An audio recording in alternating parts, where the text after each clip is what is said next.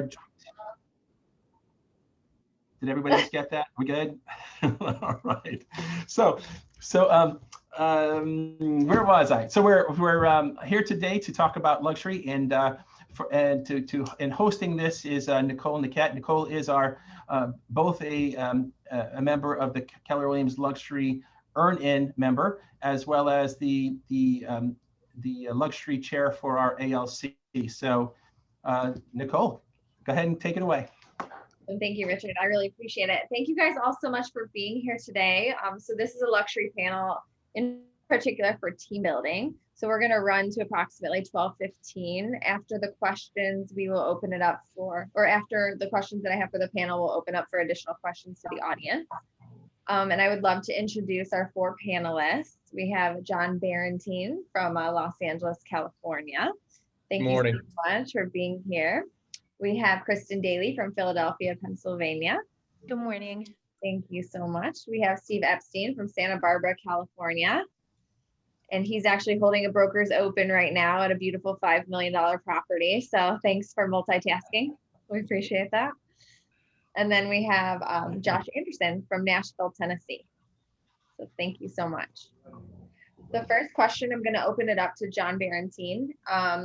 Tell us who you are. Tell us how many people are on your team, how many real estate transactions your team has done so far this year, and are you still in production or on the operations part? Hi, good morning. Thanks for having me, Nicole. John Barentine. I'm here in Los Angeles with the Barentine Group. We're in the core market of Los Angeles, here about halfway between downtown and the ocean.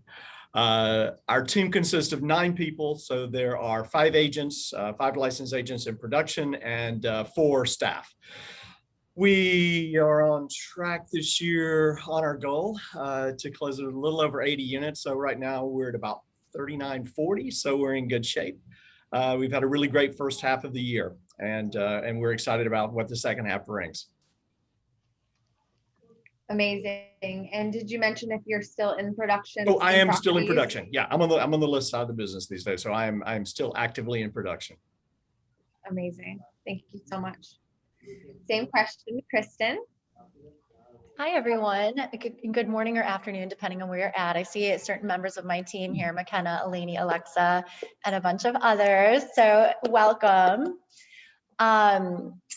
Let's see. So our team thus far this year, our goal was to double what we did last year. So we've closed about 25 million to date. We've closed over 50 transactions to date this year. We're hoping to close about 15 million this year. And Nicole, as you and I were talking about, our goals really are aligned with consistency.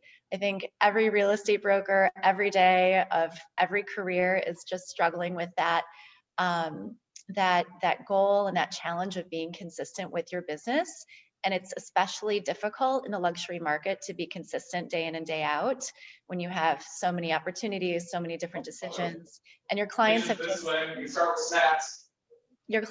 just as many as you do.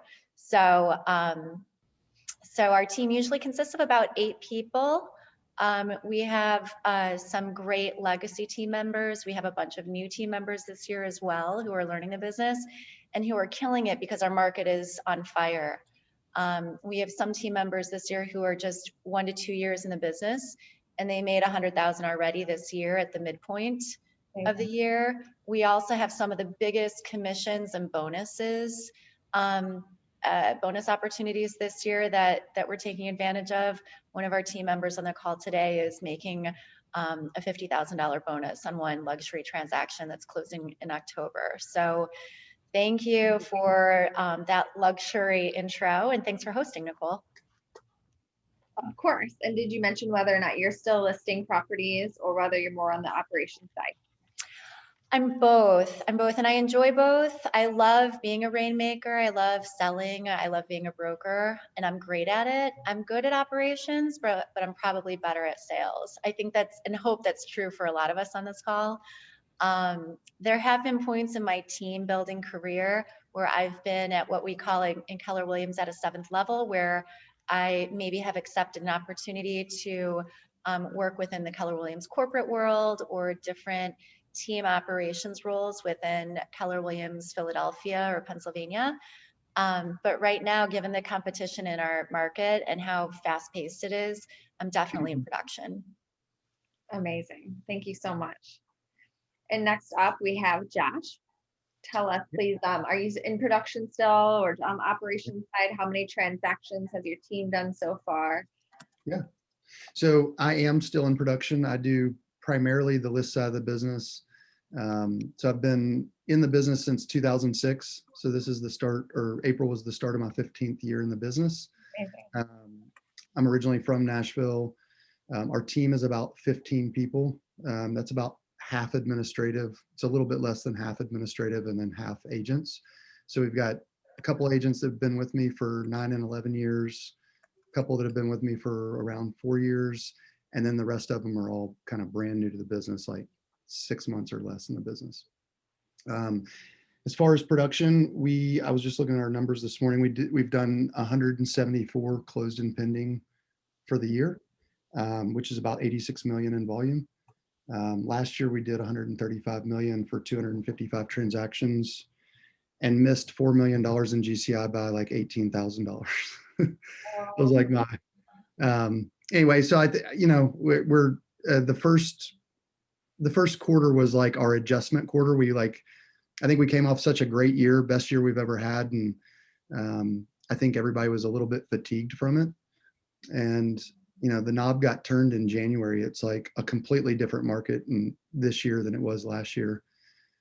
So we've got some agents that have adapted very well, and we've got a couple of agents that have struggled more than ever. But we also have some really good sales. We have some $4 and $5 million sales coming up in October, and that are good listings or good transactions to close out. So now, when you say your market has changed in Nashville, what is the change exactly? Are you seeing it turning into more of like a buyer's market or still seller's market?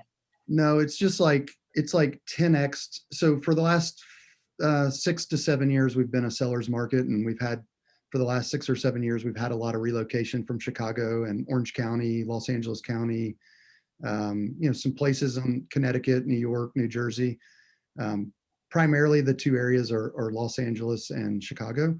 And so I think during COVID, people kind of weren't sure what they were going to do, and with work and working from home. And I think a lot of the employers figured some things out in 2021. It accelerated so many people moving here, and there is just no inventory. I mean, I listed a property on Friday. It got 73 showings in 48 hours, and it went 28% over asking price, which, it's just kind of crazy on some of these properties that are, $700,000, and we're going 200,000 over asking price, and they're not appraising by $150,000 or $175,000. And so we've had to adapt with verbiage in the contracts and how we're writing our offers, as well as probably not far different than a lot of other people, but I think Austin and Nashville and Charlotte are getting a lot of people coming in, and probably some other cities as well. But those are the cities that I see or talk to people the most, that people are moving away from their current city to some of those areas that are getting more people. Got it. Thank you so much for that insight on your market. I really appreciate it. Yeah. Now, same question to you, Steve. Tell us, are you still in production or more on the operations side? How many real estate transactions have you done, and how many team members do you have? Thank you. And whoever muted me, thank you. I again will apologize, but I'm at a broker's open. I do have a team member here covering it, but that should answer the question about whether I'm still in production or not. Oh, yeah, true. I first of all want to thank you, Nicole, and your team for putting this together. And I am honored to be on a panel with John and Kristen and Josh. I don't know how I got lucky enough to do this, but I'm honored. So I head up the Epstein Partners at Keller Williams Realty in Montecito and Santa Barbara. Just started my 34th year in the business. I think we've closed a little over $2 billion, which represents about 2,200 transactions, which Josh won't be impressed with because he probably does 2,200 transactions every 2 or 3 years. Right. We like to do about 60 or so deals a year. We're probably on track right now to do 50 million this year, maybe a hair hard to say. But we're almost exclusively a luxury market. And so we really get into very deep long-term relationships with our folks, and we do lower volume but much higher pricing. So when Josh, I hear your numbers, I just shake my head like, I don't know how the heck you do that. There are 7 totals, 1 marketing manager and 6 licensed agents, and I am trying to replace an admin, but we are not staff heavy, and I don't run a very typical MREA model team. And I'm happy to talk about more of that later. Hey, Nicole. Yes. I just dropped a link in the chat box if anybody wants it. It's a kind of a heat map on IRS tax migration. So if you go into like Los Angeles County or wherever you guys are, you can kind of look where wealth and population is going out of and into. That's something that we kind of how we market some of our Facebook ads, or how we talk to team leaders, where I want to go speak, things like that, just based on like where people are moving from. So it's a pretty cool little tool for anybody that wants it. That's why we're buying Facebook ads all around the counties around San Francisco, because we've seen a stampede from the Bay Area to Santa Barbara. Yep. Very smart. Can I ask a real quick question? I want to go back to Kristen on this bonus thing. First off, is anybody else here seeing sellers pay bonuses? Raise your hand. How is it in that Philadelphia they're doing seller bonuses? Why do they need to do that? I usually only see that in a buyer's market. Yeah, it's pretty interesting because this particular real estate developer has made a corporate move to a different state. And so I think that they're trying to sell out the remaining inventory here in Philadelphia. So they're relocating their efforts to Florida right now. And so this particular development has been one that my team and I have kind of adopted, along with a team that is the formal listing broker in our office, of which I'm one of the owners and partners in the office. And we're just collaborating, selling, and we do such a good job holding the hands of luxury buyers. And even though luxury buyers are huge consumers, many of them need their hands held, and they need to be walked through a process just like first-time home buyers often do. So for this particular developer, it was a developer, not a reseller. And they have, I think, a pivot going on right now within their business to relocate. Makes a lot of sense. Thank you. Mm-hmm. Okay. Thank you so much. Now, John, tell me, how did you decide when it was time to make your first hire, and what position did you feel was best for them? Yeah, I made my first hire really early. I, as a rookie, fell into the REO world. When I stepped in the business, it was a tough market. This was 1989, Steve Epstein, you'll remember. It was the S&L crisis, and I didn't have anything else to do. And my broker said, "Do you want to handle some REO properties?" And I said, yes. So in my first year out, I sold 44 properties, not knowing anything. And so I needed some help and needed it really quickly. So I understood early on that I was going to need some help with paperwork. So of course that came and went, and so did that assistant. I was 25 and it wasn't looking ahead in the market. And so then the market went back to the typical market, and I was out of business, and we started over. So that was that lesson learned. From there was really when I landed here in Los Angeles and really needed help. It would have been 1998 when I hired my first assistant after I moved to LA in 95. And so once I got my license, got my feet here, and then quickly hired an assistant because paperwork is not my friend. And so from there on, it's just been a matter of team building, and we really do follow the MREA model pretty closely in that way. So first out, executive assistant for sure, and then back to maxing out. And then each time we were maxed, then we would bring someone else in. So that's been the way up. And how did you figure out how you were going to pay them, or what to pay them? Well, once you take on the responsibility of having someone else on the payroll, it's certainly a motivator every morning. You're responsible for someone else's livelihood, and that's a tremendous responsibility when we make that commitment to someone. So it just happened, very naturally in that way, and made the commitment and moved forward, and didn't really look back, and didn't overthink it at the time. Just made the decision, and the rest fell into place. So yeah, Keep grinding, right? That's it. Awesome, thank you. And Kristen, same question to you. How did you decide when it was time to make your first hire, and what position was it? Thanks, Nicole, and great comments, John. Steve and I probably have a similar type of business where I don't always flow by the exact terms of the MREA book. My best year in the business was in 2010 when I was an individual agent closing 10 million a year with a part-time assistant and just running, knowing all my documentation, knowing every step of everything that I was doing. And then my worst year was 2011 when I had my first child. He was now 10. And I couldn't be anywhere. I couldn't do anything spontaneously. It was crazy. It was a very difficult year. So fortunately, I tiptoed into starting a team when I hired someone and had a contract with someone to shadow my business when I was pregnant, because anything can happen to you when you're pregnant. Anything can happen to you to your child when they're a newborn or anywhere along that line. So my worst concern was affecting the quality of care for my clients. I was terrified by that. And so I fortunately created a relationship and a contract with someone, another agent on the ALC, the Agent Leadership Council in my office. And Kathy had grown kids and she kind of knew what I was going through. And she allowed me to continue my business when I was pregnant. And she was, I guess, my first hire, I guess, technically speaking. In 2012, my first team member introduced me to someone in his real estate class.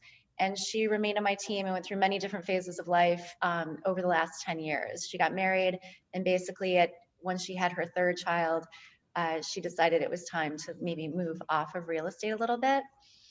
And so my team grows organically. I should recruit more than I do. And so that's something that I'm growing towards. But most of the time, my team members come to me through social media, LinkedIn, or through word of mouth referrals.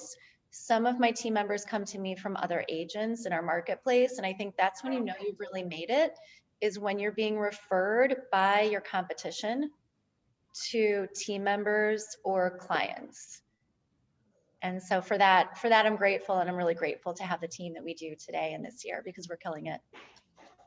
So awesome. Kristen is literally speaking to my soul, because I'm sitting here 4 months pregnant and I'm scared to death to make my first hire. So I promise I'm going to use all this knowledge that I'm getting today to make it. And my first hire might be my nanny, but my second hire will be an EA. So thank you so much. I promise to help you. No worries.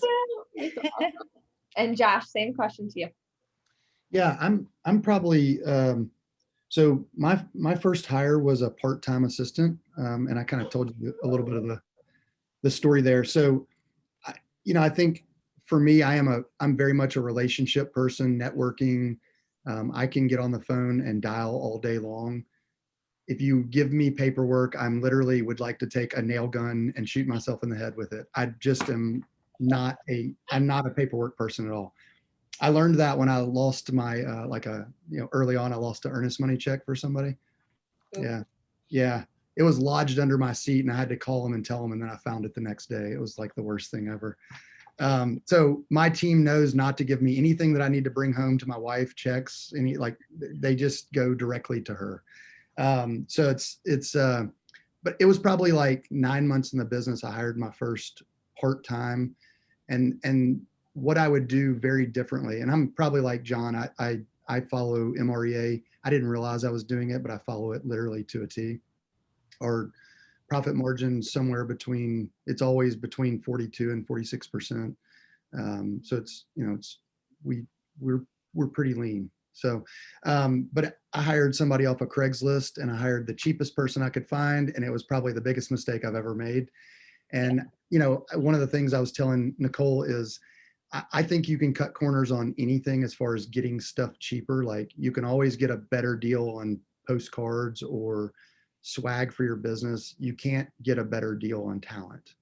And in this market, because of the pandemic, you might be able to get a discount on talent for the time being, but paying somebody $10 an hour, you're going to get what you pay for. And so if I was doing it all over again, I would find somebody so overqualified to run my business, just because I think if you can make the mind shift of knowing it's scary as hell to have a salary that you have to pay for and not know where the next commission is going to be or when it's going to be. But if you can take that mindset and just kind of change it to like, I'm going to lead generate in all these hours that I don't have to do contract to close and busy work and all the other stuff, then you're not going to have an issue. And I think hiring the right person, there's people that can't imagine being a real estate agent, but they love the paperwork. So it works. I just put together job descriptions based on things that I don't like doing. And that's how I kind of create my job descriptions. I love it. Thank you so much. Yeah. And Steve, same question to you. Josh, what you didn't cover is whether you were pregnant or not. No, I wasn't. I've been waiting for that. Come on, guys. Yeah, come on, Josh. Come on, guys. I need some company. What kind of team player are you? Come on. Yeah, right. Well, Nicole, per the pre-interview story that I gave you, and John, thank you for taking me back to the trauma of REO days. I think I'm at about 650 REOs total through the last 2 cycles. I'll tell you what, if anything teaches you how to get organized, I ran a business before real estate, and I thought I was running a real estate business. You get into REO, you better be running a real estate business, and that's in all caps. Is that going to come back? Oh, they'll be back. Not soon, but they'll be back. Not in my market, at least. The story I told Nicole was, I think I was about a year into the business at Caldwell Banker, and I was standing next to a woman who's probably not made less than $1 million or $2 million every year of the last 30 years. And she said, "Who do you think you are, hiring a part-time college kid coming in for 3 or 4 hours to fax and email and file and all the," sorry about the background noise, "and do all the fun paperwork stuff, right?" And she said, "Who do you think you are, hiring an assistant?" And I said, "Who do you think you are not hiring an assistant?" She goes, "Well, what do you mean?" And I said, "Look, what do you make an hour?" And she goes, "I don't know, $400, $500 an hour." And I said, "Would you pay somebody $500 an hour to make copies?" And she said, "No, that'd be ridiculous." I'm like, "You're standing at the copier, you're making copies, and you get paid $400 an hour." She said, "That's not analogous." And I went, "It's exactly analogous." She did eventually hire an assistant, but that was my first hire. Kristen was talking about hiring team members, and Nicole, I think your question might have been more geared towards staff, but speaking of recruiting and team members, almost all of mine have happened organically, and almost a disproportionate number of them have been past clients. And I don't think we think of clients as team members, but one of them came out of the digital e-commerce world, and he just got burned out on that. He'd worked for a bunch of startups. He's a Georgetown MBA, very sharp guy. Another one was a guy that ran all of the commercial operations at Pebble Beach.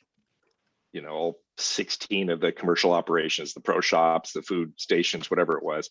So different people have come from different walks of life, but a lot of them have been past clients. And you're already in relationship with them, and they know how you work. And it's very flattering when they come to you and say, "Hey, I want to transition out of what I'm doing, and I like the way you roll." So that's been a great source for me. That's so awesome. I love that. Thank you so much. Okay, now, John, tell me, what's the first step after someone joins your team? What's your onboarding strategy, and how long is your process? And what do you provide for ongoing training per week? Yeah, we followed the career visioning model. So we've studied it a good bit. In fact, in your market center, Ashley Lunn has taught it several times. And every time the door opens with Ashley teaching, I'm in the room. Yeah, she's awesome. And so that's been a really great opportunity. I think I've had it 4 times now, and I'm looking for a 5th. We do follow the career visioning model. And so we do the 30, 60, 90 plan. So we're checking in with our guys at the end of each month for that first quarter, just making sure that they're mastering and hitting those benchmarks along the way. We've got a policies and procedures manual for the team that's very specific about how things are done, about how properties are shown. So they have a copy of that and they're studying, and we're discussing and talking about it in depth. We do ongoing training every week. So our director of operations was a hotshot buyer's agent before he stepped onto the admin side of the business. So Mike is also able to help with training. He runs scripts and dialogues with them each week, which is really great for us as well. I teach contracts, so anything that we need to hit. And then of course, we're going back in and just seeing where the holes are and then filling in. So we have a very rigorous training schedule in that way. And then of course, anytime we have the opportunity to plug them into KW training, either at the regional level or at the national level, we do that. We pay for half of any training that they want to take anywhere. So if they want to go to family reunion, we pay for half of that. If they want to go to Ashley Lynn's course, we pay for half of that. Anything that is real estate related that we believe that they will benefit from, we're absolutely on board with their future in education. It's amazing. Thank you so much. And Kristen, please tell us, what's your first step after someone joins your team, your onboarding strategy, your process, and what do you provide for training? Sure. Similar to John, I think the baseline is that our team members take advantage of what the Market Center already offers. We have a huge office in Center City, Philly that we started in 2016, and it's the biggest office in the city right now over a short amount of time. So all of our partners, the owners in the office, we all teach every month, and our team members are expected to take all of the classes in the Market Center for the first 3 months at least, and ongoing, as John mentioned. Just because you take a class once doesn't mean that you're going to master any of the material. And as Nicole knows, you don't master material until you teach it. So that's what I love about our business. That's what I love about Keller Williams too, is that we have that mentality of continuing to improve and continuing to educate yourself over time. I know when I got into the business, I didn't feel prepared. So I stayed in school and educated myself at night to obtain my broker's license. And so if anyone, and I spent those 3 years, did the educational requirements, got my brokerage license in Pennsylvania, racked up all those transactional points that I needed to send into the state to qualify to sit for the exam. And so I encourage everyone on this call, if you don't feel like you're prepared, take the classes in the Market Center, take the classes on your team, and then reach out, take the finance classes at Temple University, Temple Real Estate Institute, take the investment classes at your community college, take the accounting classes, and do that on your own. Everyone is empowered to do that, and they don't cost that much. Maybe they cost $200, $300, $500, and a lot of them are virtual. So as a baseline, we have a commitment to education. It's critical. We have an onboarding guide. We have a director of marketing and listing coordination who helps with our onboarding. And then we have several people within the Market Center who help with our onboarding. And then we have every opportunity we shadow. And I invite all of our team members to shadow me all the time. And then we have a couple of our more tenured people that I'm moving into educational roles because they do know our documentation really well. And for most of us on my team, I hope we're not alone, but our deals come up when our admins aren't working. Yeah, our deals come up at like 10 o'clock on Sunday night, and I need to get an offer out so that neither client's interests are compromised. And if I don't know my own documentation, then I'm not the best advocate for my client. And so that's why I continue to reiterate to our team how important documentation is, and also how important production and experience is before you make a first hire too. You really want to get that $3 million, $5 million, $8 million, $10 million in volume under your belt and know what you're doing. Maybe hire a part-time assistant to help you with showings or whatever you can. But knowing your business inside and out is critical, I feel, for the luxury market. And that's what I think all of us can attest to, because the luxury buyer or seller knows if you don't know what you're doing. Oh yeah. The luxury client can see through you. So you better know what you're doing. In addition, I spend a lot of time, money, and energy on affiliating myself with different clubs in the area. So our team is invited to a lot of different learning events and networking events.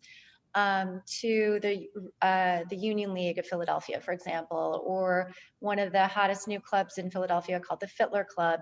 And by club, I don't mean dance club. I mean like social business club. We'll wait for the dance clubs in Vegas when we're able to go to conferences again. And then I just joined more about like a family and activity club called the Germantown Cricket Club, which is more tennis, cricket, swim for my kids who need to be on teams and need to be active like that during the summer. But all of these are great opportunities for our team members to learn more about the nuances of networking. And like Josh mentioned earlier, develop some interesting relationships and content to discuss with potential luxury buyers and sellers that go beyond the market center, that go beyond training in the market center. And I am not a micromanager, so I fully expect that our team members are able to handle the responsibility of attending classes and doing some of the basic education on their own. I love that. Thank you so much for sharing that. Yeah, I had the pleasure of talking to Kristen about this on Wednesday. So yesterday I was Googling all the different like clubs that I could join. I'm probably going to take on way too much now, but just to get myself out there, and see what's there and, to get into the luxury market. Oh, Nicole, one thing I forgot to mention, this year I did something a little bit differently because I realized that as our market progressed with the pace and our luxury inventory was increasing and attention from New York and other DC and other places were being drawn to Philadelphia. I realized that I wasn't going to have as much time to spend with my team as I'd wanted to this year on some of the feel good activities, like confidence building, super important activities, but what I'll call just time consuming because you have to spend time with people. And with my role in production this year, I wasn't going to be able to have enough time to do that for our team as much as I would want to. And so I hired a personal development coach and offered it to our team members. And I didn't make it a requirement, but I allowed and encouraged people to opt in. So I'm excited about that big step. I think it helped a number of our team members. And it allowed me to support a friend's business. And I look for opportunities to support women-owned businesses. And she had been a mentor of mine and created this new coaching concept after being an attorney and also a head salesperson for some legal-based technology. So I thought she would be a good person to supplement what I was doing on the team. And I was proud of that outsourced relationship. That's amazing. You saw a need and then you filled it because you weren't able to do that. So that's amazing. Thank you so much. And Josh, tell us. Yeah. So I think probably several of ours are kind of overlapping. Mine. So we do the first 100 days. So it's kind of the first 3 months and do real, pretty dialed in meetings with them, 30 days, 60 days, 90 days in the business, and have metrics around that. They do all the Keller Williams stuff as well. So we have our own office. I bought an office about 3.5 years ago. And so we have to be a lot more purposeful about team, like market center trainings and things like that, because we're not really attached to the office anymore. It's only 2 miles away, but once you get your own office building, it's really easy to not go back to the main KW office. And so we do go up there weekly and we do teach. But I think the biggest piece is really bringing a lot of people from Gary Keller's Mastermind group, for example, have them come in for 15, 30, 45 minutes and teach to the team or talk about something that they're kind of crushing. And the idea there is, I think they get tired of, they've heard all of it from me a million times on lead generation and lead follow-up and all the things that we talk about, but hearing it from a third party, I think there's just a certain amount of validation there.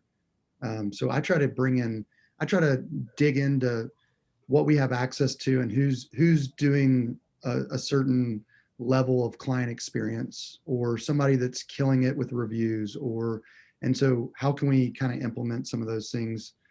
And I think about 3 years ago, coaching and training and ongoing consulting conversations, all of that's really important for the agents. I think for the business though, for systems and processes, about 3 years ago, I got really dialed in on kind of really teamifying the admin team. And like so many of the processes can be implemented by the admin that aren't really going to be implemented by the agents. As much as we'd love for the agents to get reviews and referrals, it's really a lot of it is the admin in the background doing that. So we kind of tweaked their checklists and their just kind of how they go through that process of the contract to close. And we do all of our closings at our office, and I think that the clients get to meet our admin team, which they've been communicating with so much. And so I think a lot of times we forget about our admin team, and really they're the backbone of like how well the business is actually going to run. This is not going to be done by agents, I promise. Like we're kidding ourselves if we think that. I mean, I tried for a long time, like hammering on my team to do certain things, and I just realized if I want a certain amount of lead generation to happen, we have to have inside sales or outbound sales people calling those leads, because the agents are just kind of all over the place sometimes. Like they're in and out of showings, and it might be 2 hours before they can get to that lead. So it's just making sure everybody's on the same page, being in, doing our weekly team meetings and really talking about like, what are y'all seeing in the business? What are you, not just coming soons, but like what's going on out there?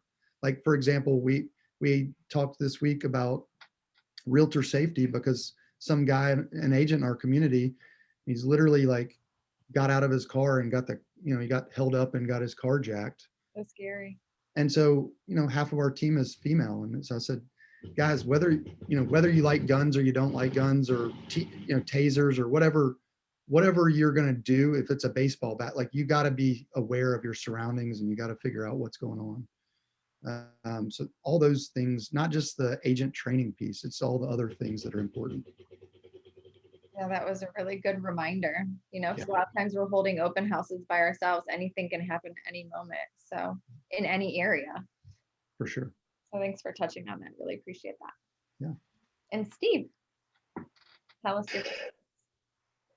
Because we're running a much lower volume practice than some folks, I'm really able to pour in on a pretty granular level with new agents. And I tend to not onboard new team members at the same time. I've done that, and there is an economy of scale because you can hold classes and you have a few team members at a time. But traditionally, I've onboarded them one at a time, and so I'm able to really pour in. I go to listing appointments. I still go to most of the listing appointments.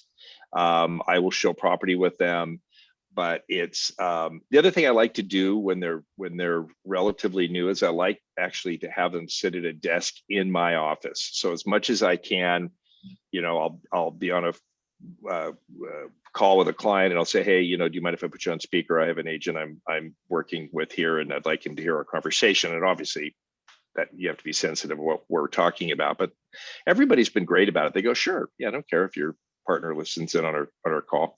But I think the best way for them to assimilate dialogues, I hate the word scripts, but to assimilate dialogue and assimilate the language of real estate and all of that is to just be by my side as closely as they can and just shadow me as much as possible.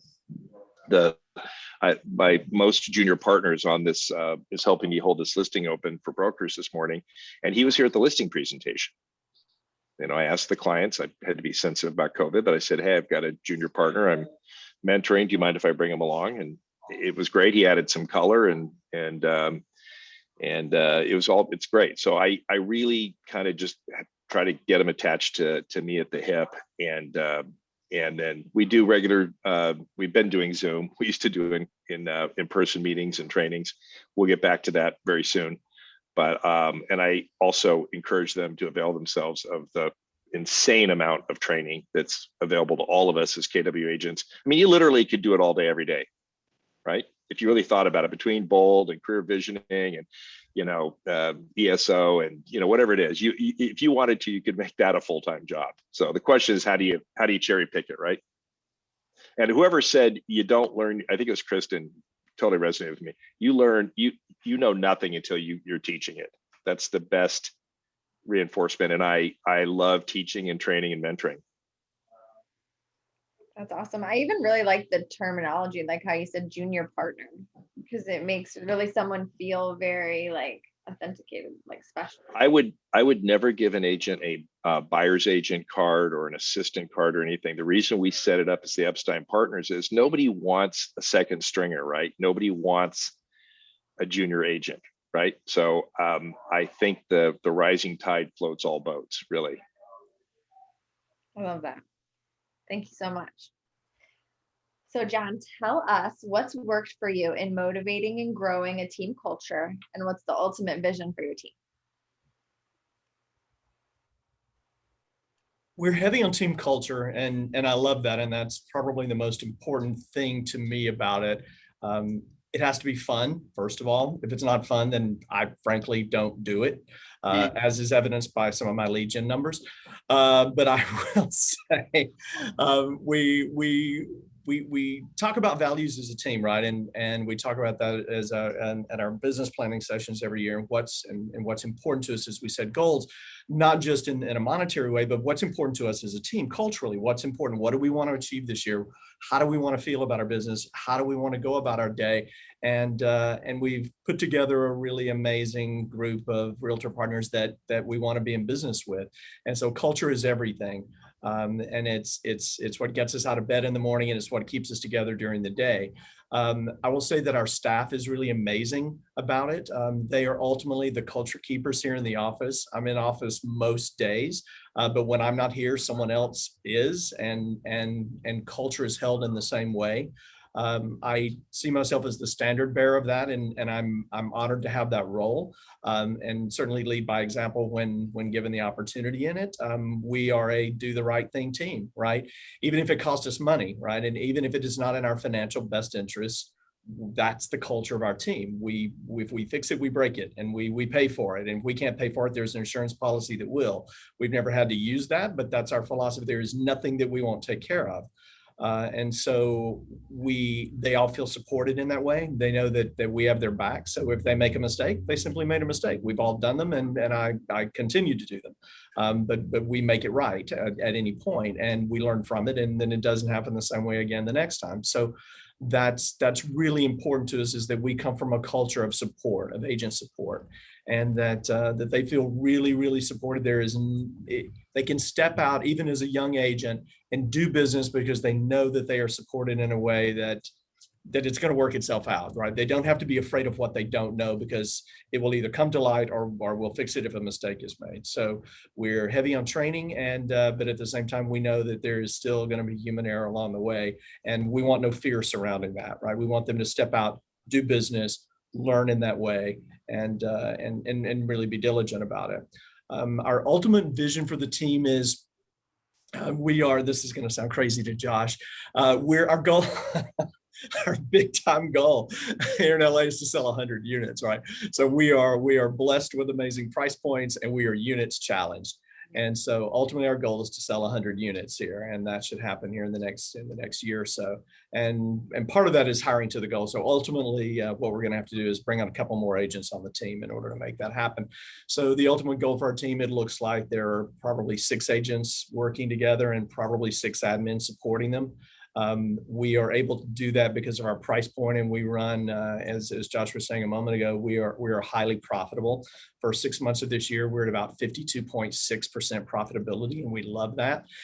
That may drop off a little bit as we step into the second half of the year, but we are still going to be above MRE model on that as well. So we watch our P&L, and we're really aware of where the money is being spent. So the ultimate value, or the ultimate goal for the team, is that we are all working together and are super profitable in that way. The more money we make, the more wealth that we can share, the more support that we can furnish the guys that are on our team. So that's ultimately our goal, is to support each of them to whatever their highest aspiration is in real estate, and to keep our world large enough that they stay with us and that they grow their business inside our business. I love that. Thank you so much for sharing that. And Kristen, same question to you. What's worked for you in motivating and growing a team culture, and what's your ultimate vision for your team? You guys hear me? I think I just muted myself. Okay. So good question. As we started this conversation, I think my goal over time, over the last 10 years of having a team, has been consistency. And so my goal, I don't know if I can express my goal in units or volume. I mean, I can definitely give you some sense of that, but my goal is really to be consistently closing 5 million plus every month.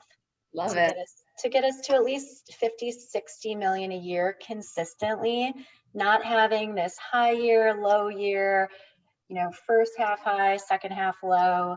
I mean, that's the challenge. I think that we all, as leaders and as real estate brokers in our industries, that's what we all are battling all the time.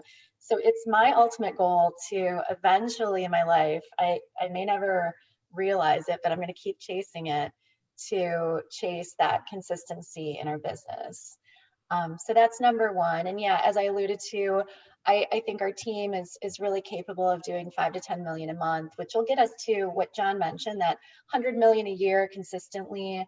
And as our price points increase, given the attention to Philadelphia and how cost effective it has been to live here, and as we attract more people from New York and other markets, and as our eds and meds, the educational market, and also our medical institutions continue to excel, especially in the areas of like genetic therapies and oncology, we boast Wharton as one of the many institutions in this area. We're always attracting faculty from Ann Arbor, Michigan, from Houston from MD Anderson for their cancer programs, and from LA too. And so it's just really invigorating, but consistency is my ultimate goal.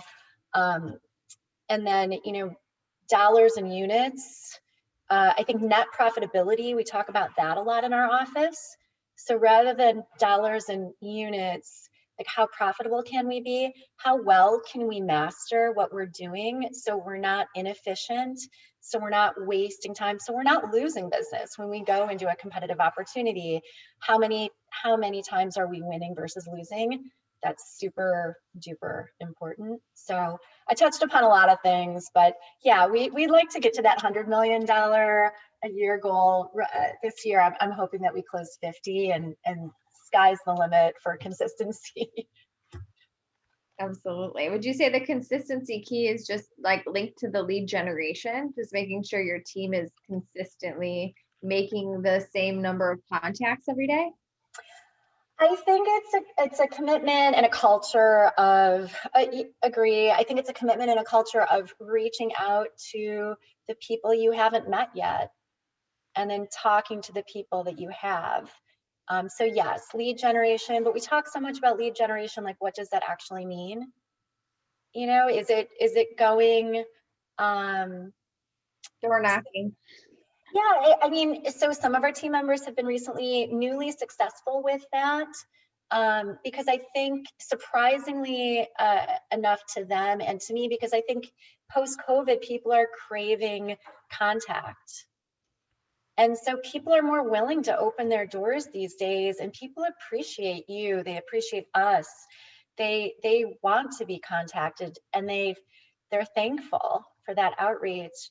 And over the phone is fine, but if you're actually there in person and you take the time to do that, I think that's amazing. Eleni and our team, with our newly hired part-time assistant for Eleni, one of our team members, they've been doing that a little bit, recently, and they've found it surprisingly refreshing to hear kind of the positive feedback from it. But no, I think everybody needs to make their own commitment. I can tell within the first 30, 60, 90 days if someone's going to be successful because they have that commitment. And it's the same commitment we've all had. Who mentioned like 1989? I think John maybe, or Steve in the REO world. I mean, it's been what you've been doing your whole career. I got into the business in 2006. I came from a sales background, like business to business sales and technology. I was selling to different law firms nationally. And I had a strong work ethic and a strong commitment to consistency back then. I brought that into real estate. We all struggle with it because life gets in the way, COVID gets in the way, so many things get in the way. But if you can remind yourself or or try to be super efficient and pack in a lot of lead gen at strategic times, I think we're all better off. So that's my ultimate goal, and that will, turn into tons of success for everyone. All the success. Thank you so much, Kristen.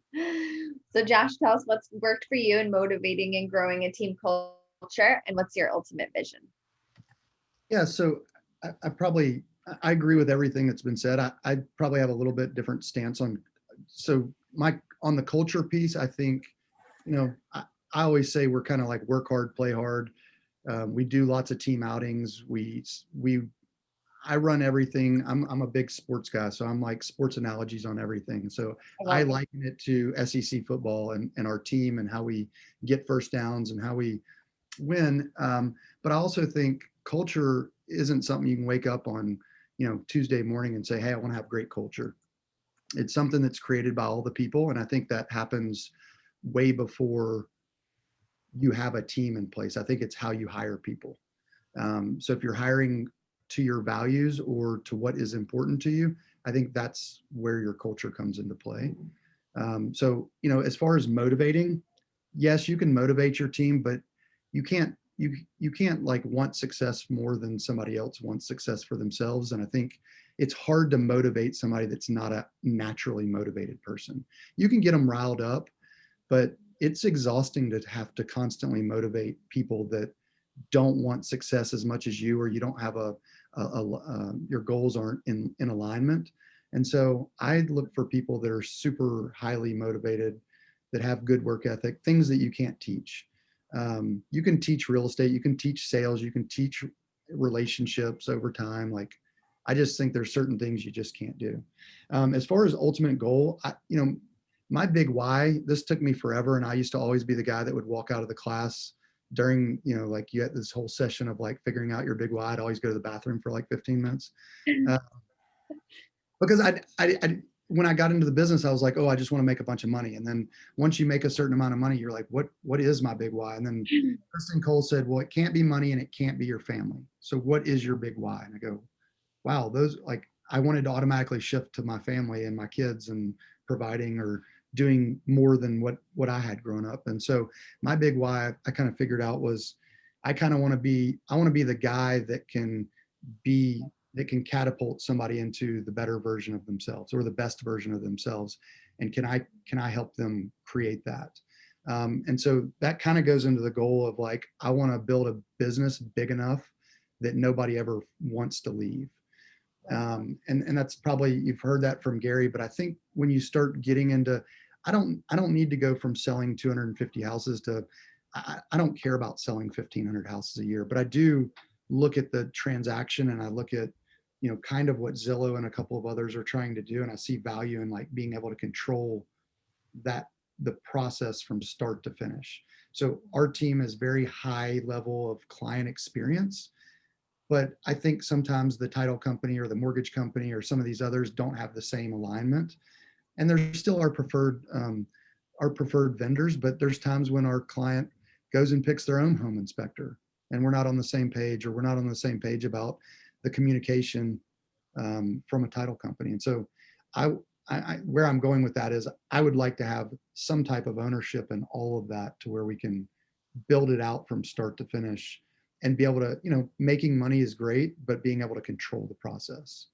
And so if somebody's in sales as an agent on our team and that's not what they want to do long term, we have other companies or businesses or opportunities for them so they don't have to leave our world. So there's just, I think some people grow out of being in real estate, or they do it for a certain period of time and they're not passionate about it. And there might be, commercial real estate that they're interested in, and we don't have a commercial real estate division. So it's building all of those pieces out. I love that. Thank you so much, Josh. Yeah. Also, we also have a nonprofit that we try to funnel a lot of our each of our transactions. We take a certain portion of our transactions and it goes to our nonprofit, and we help fix things around the community, people's houses and things like that. So. Yeah, you were saying that you wanted to open up like a lot of different companies. Like, didn't you say like a handyman service company, your own escrow company, commercial real estate, all of that? Yeah, just to be able to, I mean, there's times when, I mean, we have clients every week that ask us about property management, and there just aren't any property managers I want to refer to. And so I feel like if I could have ownership in that, then I could control the process and implement a lot of what we do in our current business into that part of the industry. I mean, I know property management's hard, but I literally turn down 5 or 6 a week because we don't have property management, and I don't want to refer to somebody because I feel like it's an extension of us when I give a referral and they end up being crappy. Yeah. So, yeah. Thank you so much. Yeah. And then when Steve gets back, oh, there you are. Perfect. Last question. When my phone rings, it takes over the iPad, so I just put it on flight mode. I put it on flight mode. It's wonderful.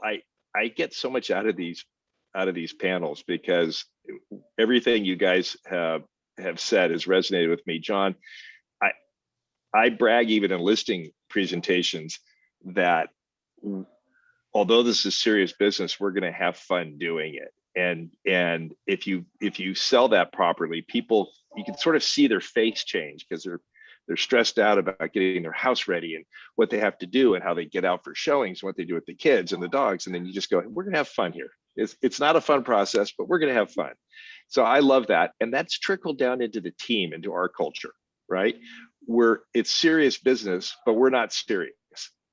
We take the business side very seriously, but you'd be appalled at our Zoom meetings, the jokes that are happening. It's nuts.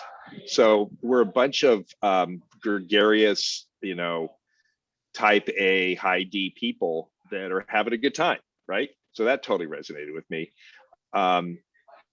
Josh, I think what you said about your big why, for me, and everybody wants to sort of talk about consistency and what it takes to, be a great agent. People say, Steve, you've been so lucky in your career.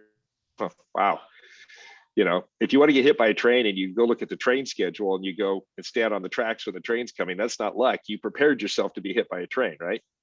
So to suggest that is, I think, a little weird. But in the same way that I show up every day and just listen to my clients' needs and address them in a high level, sort of white glove concierge level style, it's the same thing with the team, right? You show up every day, you do the work, you do the lead gen, you consistently time block and lead gen and call your clients and stay in relationship with people and continue to develop relationships. And again, while you're having fun, but that's the big why. I tell people never think about the commission check, show up, do the work. I'm still, after 34 years, I'm still shocked when I get a check and go, oh yeah, that deal closed and look, I got this. So, I mean, I'm like a kid still. I'm like, hey, how cool is that? I got paid for that. I mean, I met these cool people. I looked at all these cool houses. I've got new friends, or I lost some friends. They moved out of the area. Hard to keep in touch.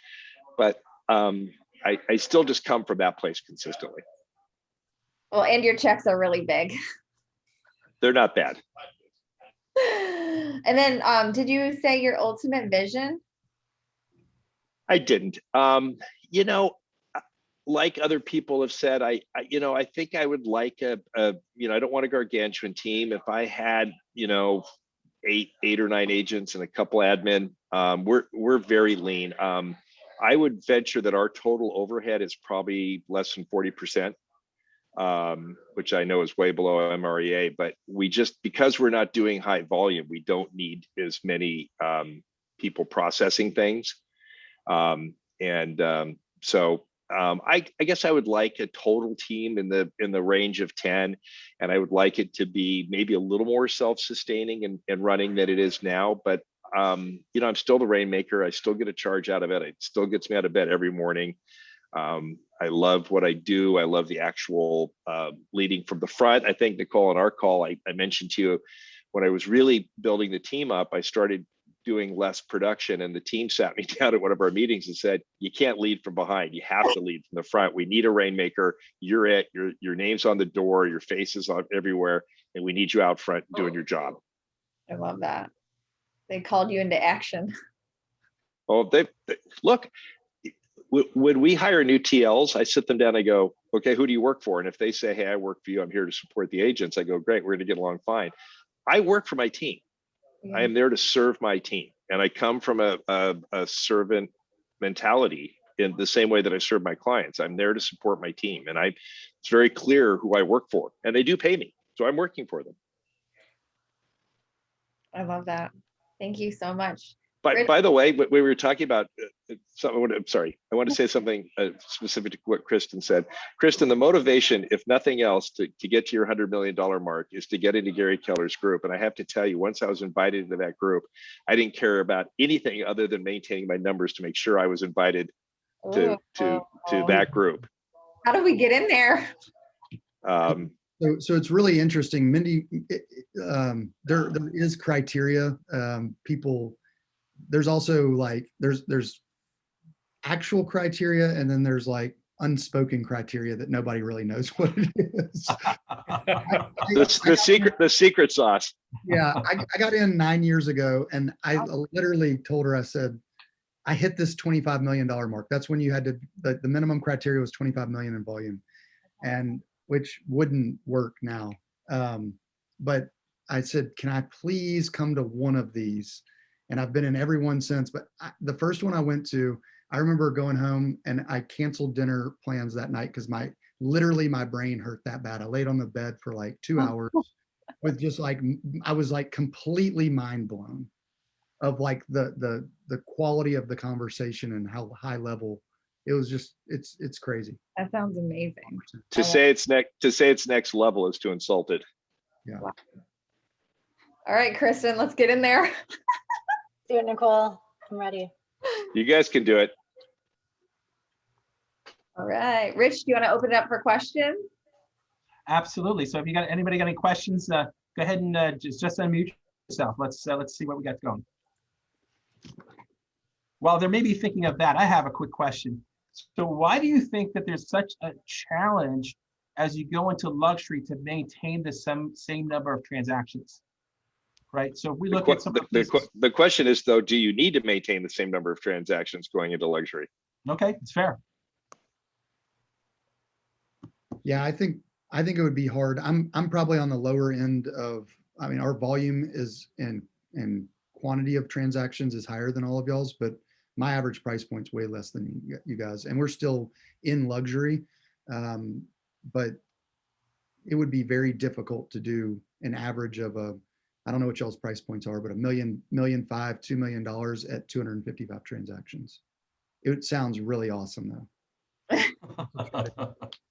Well, I think the standard of care is just higher, Rich, right? I mean, that's the part of it. And you know, this may be a limiting belief, but California in general, disclosures are heavier, handholding is heavier, stakes are higher, clients are more nervous. There's just more handholding that goes on. So when you hear, and I know I've heard on national calls, like the number of hours that people work with sellers, which I think the national stat is like 12 hours in a deal with a seller, and that's prepping them to get on the market, you know, getting it closed, those conversations. I mean, we're 12 hours before we even get to the market, right? I mean, or more. Right. So it's just the standard of care at the luxury level, and frankly in California at all levels, is just higher. And so we always see the California numbers of transactions are lower, profitability can be great, but it's just a different process, and we can afford to spend more time on those individual clients because the reward is higher at the end of the transaction, you know, with the commission check. So I think that's just part of it. Josh, the downside, Josh, to what you were talking about though, is that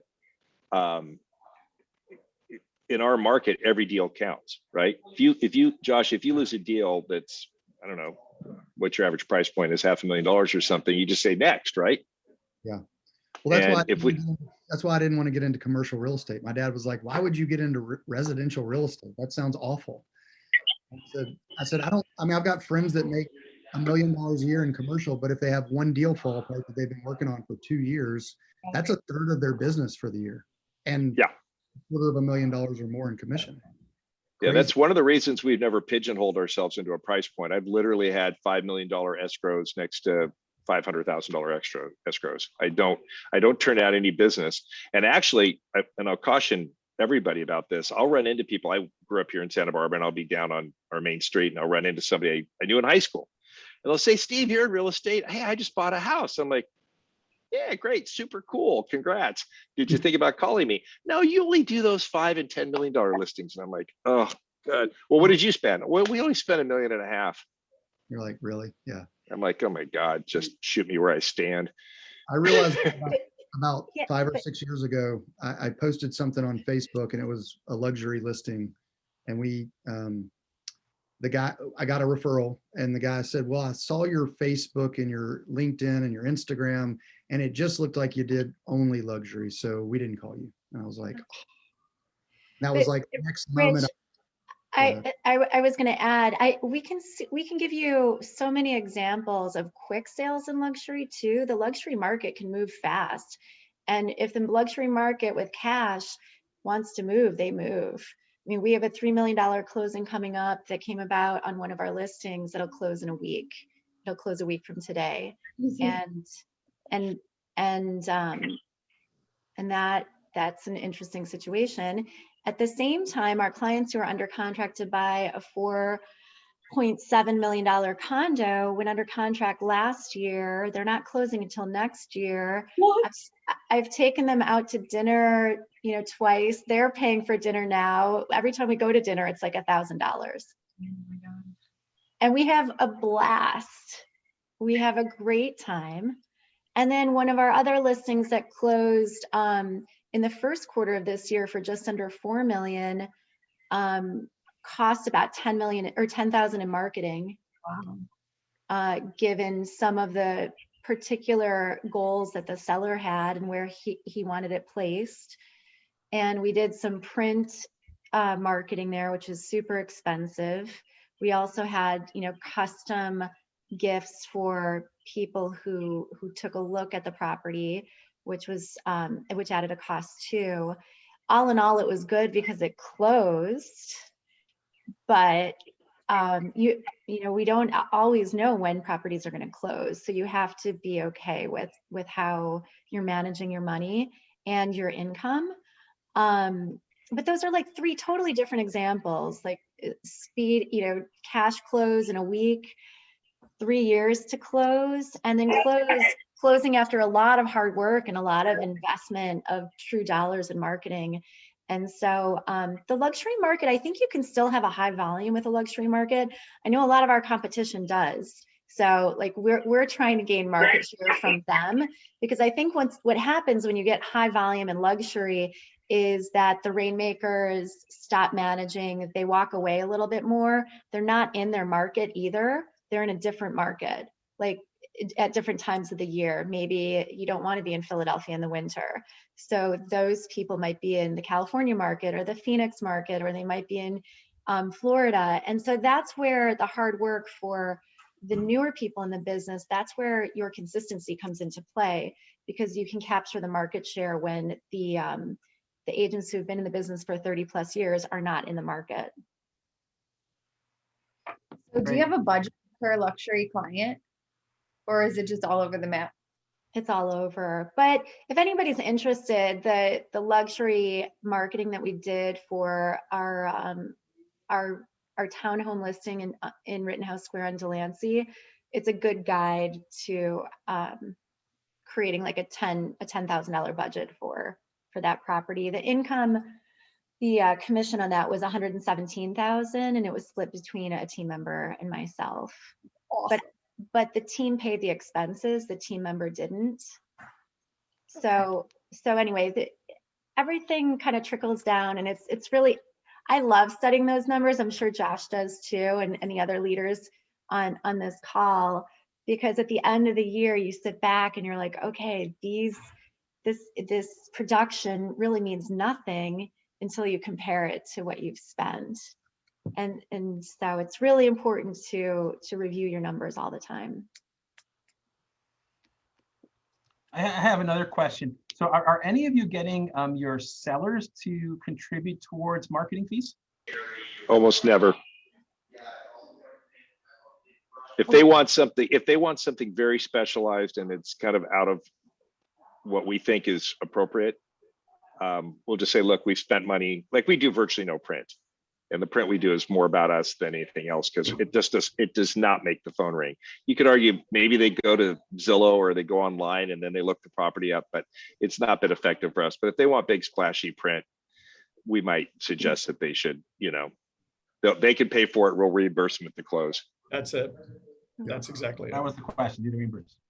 Oh yeah, no, you don't front load anything. Look, you just go look. Hey, I went through the whole marketing plan, and this is what's helped hundreds and hundreds and hundreds of our other clients be successful. And it's what we do all day, every day, and we know how to do it.